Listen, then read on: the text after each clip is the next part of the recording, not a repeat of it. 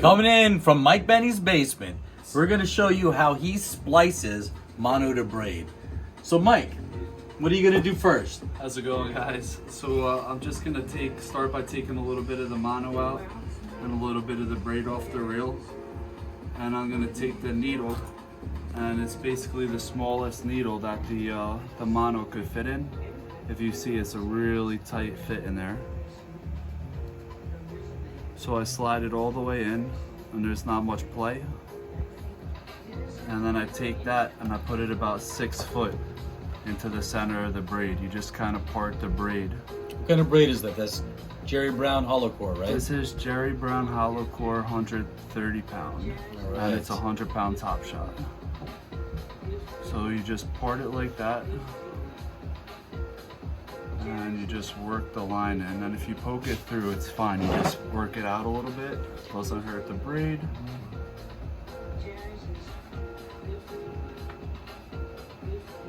You just keep working your way up. You just keep working your way out. So what we're doing here is we're splicing all of my reels. So we had a couple failures. We found out that some of the splices weren't too great. They were able to be pulled off. But now I'm having the pro Mike here do it. So he's been fishing for how many years now, Mike? My whole life, basically, like only 33 years old, but basically all 33 years. So he's been fishing. He has a 48 Ocean. He's been in the canyons numerous times. Probably every year for the last 20 years of his life. Yeah. And this year, Michael caught a giant bluefin for the first time, right? This is the first time we caught a bluefin. First time I caught a giant bluefin. It was I wish 400 you guys pounds? were with me. Yep, about 400 pounds. 400 pounds, 91 inches, was it? 91 inches. 91 inches, right here off the Jersey coast. Mike hooked up. Yeah, baby. Jersey Giants.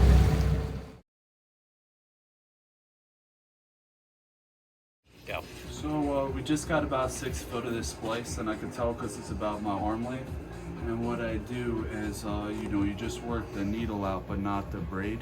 You pull the braid out, and the needle comes right out, and it's in there. And then what I do is I just give it a little tug, and I work it from this end down. I hold it tight, and I work it down.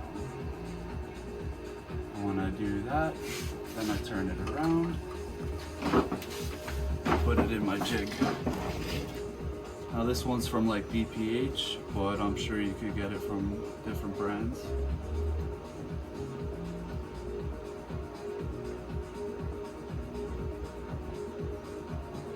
You don't want to tighten it too much and crush the line, but you want to make it tight enough that it's not going to loosen up on itself.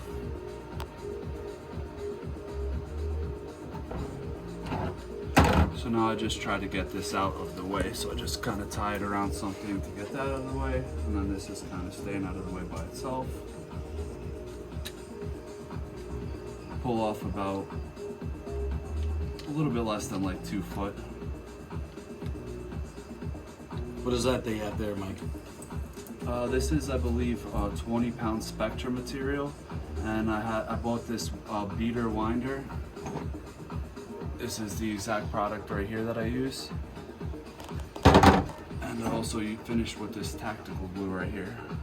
So that's the products. But this is just regular 20-pound Spectra. So I get about this much off. And then you go a couple inches down on the braid. Again, you just kind of make sure it's on there tight. You pull it towards the mono, and you work it around one wrap, and you go towards the tag end, which you're pulling this way.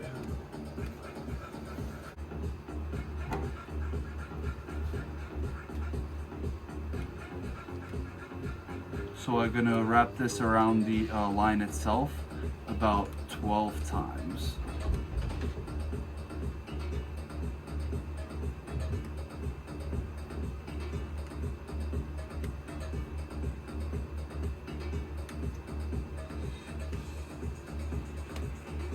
I'm trying to keep these wraps as tight as possible.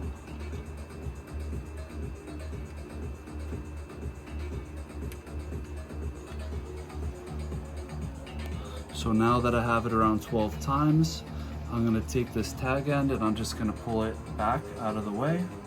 And I'm just gonna wrap it around here so it stays out of my way. And then I'm gonna continue with the winder in the same direction that I've been going in. And now see the winder's really tight.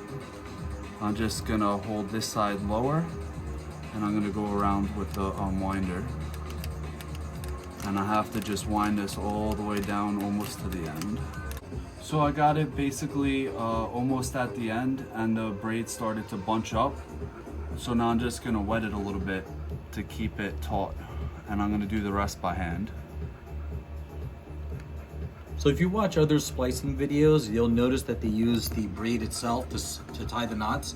But this method here is a much more secure braid to mono connection when doing a splice. Yep, and it was invented, I'm not sure who invented it, but I definitely got it from Blackwater braid. It takes a lot more time, but this is not going to fail. This is not the strength of the knot, it's just to keep it from the Chinese finger cuff from opening back up.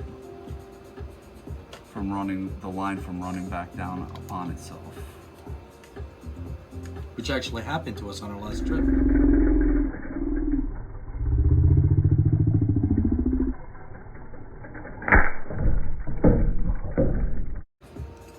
Yes, it did.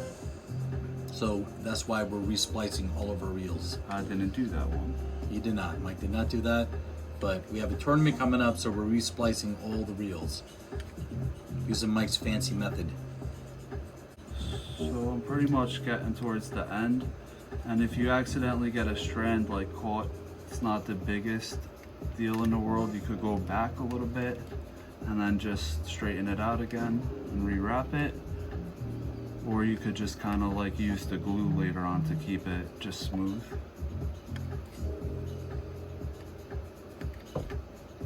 So once I'm done with it, I'm gonna kind of get back on the winder itself and just do like a couple turns.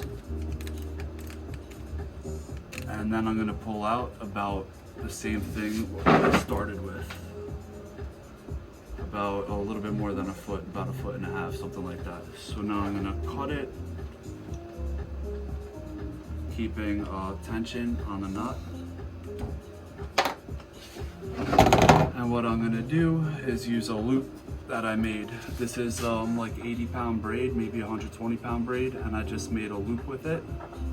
And what I'm gonna do is lie this over my knot and keep the loop out towards the end. And I'm gonna wrap this by hand.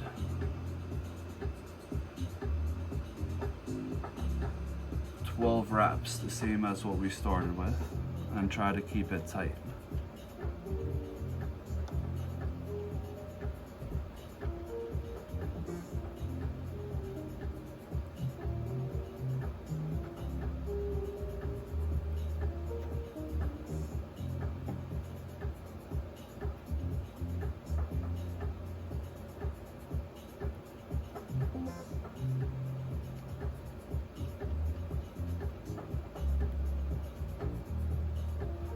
So now when I made 12 wraps, I'm gonna come over the line and go through this loop.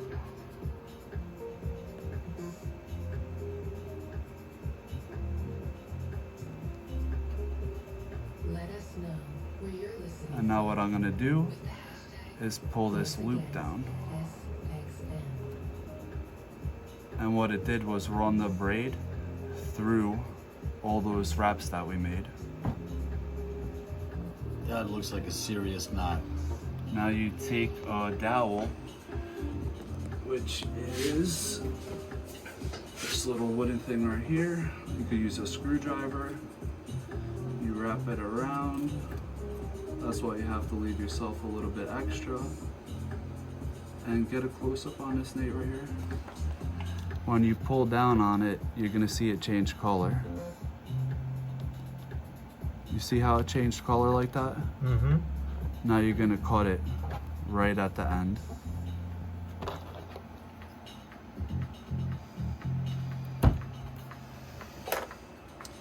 That probably took you a lot of time to learn how to do this Took splice. a lot of time. Now you're gonna Yeah. do the same thing with this.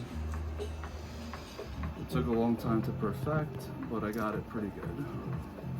The same thing is gonna happen. You're gonna watch the color change. You don't want to pull too much and break the spectra because it is wrapped around itself. But right when you see that color change, you know it's good.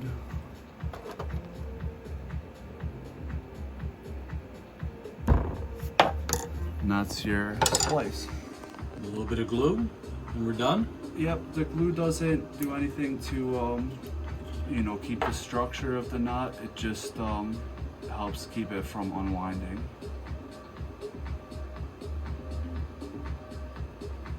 Has nothing to do with the strength of the knot. And I take my fingers, wet them, and I just make sure the glue is like thoroughly saturated in this braid. I go a little bit ahead of the knot and a little bit behind it. And then I just let it dry, and I'm done. How long do you wait for it to dry? It takes a little bit. It takes maybe like a minute. Okay. So that's it. Release the tension. That's our splice. All right.